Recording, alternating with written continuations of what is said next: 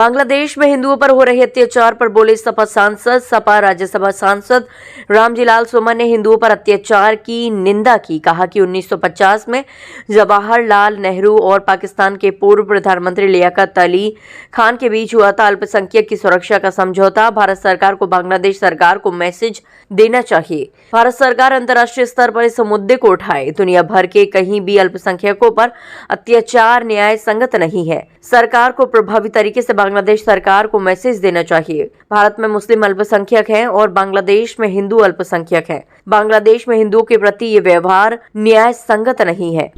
उस समय पाकिस्तान था और ये बांग्लादेश को उस समय हम लोग पूर्वी पाकिस्तान कहते थे। 71 में ये बांग्लादेश पाकिस्तान से अलग हो गया, लेकिन पंडित जवाहरलाल नेहरू और लियाकत अली के बीच की जो संधि थी, उस संधि के मुताबिक ये शर्तें पूर्वी पाकिस्तान में जैसे आज बांग्लादेश कहते हैं उस पर भी लागू हैं। असल सवाल क्या है? असल सवाल हमारा ये है कि पूरी दुनिया में जहाँ जहाँ अल्पसंख्यक हैं, हमारे हिंदुस्तान में अल्पसंख्यक मुसलमान हैं, पाकिस्तान और बांग्लादेश में अल्पसंख्यक हिंदू हैं, जम्मू कश्मीर में अल्पसंख्यक हिंदू हैं, तो दुनिया में जहाँ जहाँ अल्पसंख्यक लोग हैं, उन अल्पसंख्यक लोगों को जातीय धर्म के नाम पर निशाना न बनाया जाए, इसकी समाजवादी पार्टी घोर निंदा करती है। और हम दुनिया में जहाँ जहाँ अल्पसंख्यक समाज के लोग रहते हैं, हम उनके साथ हैं।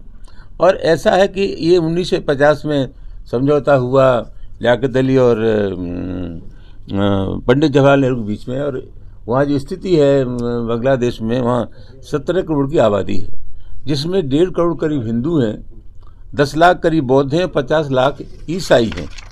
तो कुल मिलाकर के समय समय पर, जैसे मैंने 1950 की बात की, फिर 1948 में संयुक्त राष्ट्र संघ, 150 से ज़्यादा देश, फिर 1966 में, फिर 1992 में, समय समय पर हम लोगों ने अपनी इस प्रतिबद्धता को दोहराया है दुनिया के लोगों ने कि जहाँ अक़लियत के लोग हैं, अल्पसंख्यक लोग हैं, उनके ऊपर किसी भी प्रकार का अत्याचार न किया जाए।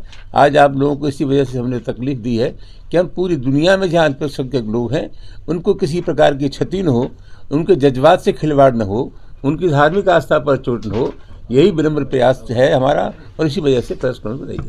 किसको जिम्मेदार मानते हैं आप ये जो कुछ लोगों के साथ हो रहा है? देखिए, जहाँ तक ये तो एक मानसिकता है, लेकिन हम सिर्फ ये कहना चाहते हैं कि पूरी दुनिया में जो करार हमने किए, जिसमें 150 देशों से ज़्यादा लोग उसमें शामिल थे, हिंदुस्तान की सरकार को बहुत सख्ती से विश्व मंच पर इस बात को उठाना चाहिए कि जो कमिटमेंट है हमारा, उस कमिटमेंट को पूरा करें और बहुत ही प्रभावी डायलॉग भारत की सरकार करे।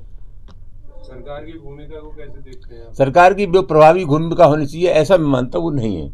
एक छोटा देश जिसको 1971 में हमने बनाया बांग्लादेश को, अगर हम चाहते तो उस बांग्लादेश को अपने हिस्से में मिला सकते थे, हिंदुस्तान का हिस्सा भी वो बन सकता था, लेकिन नहीं, हमने उसको जीता। लेकिन जीतने के बाद शेख मुजीबुर रहमान को वहाँ की ताकत सौंप दी।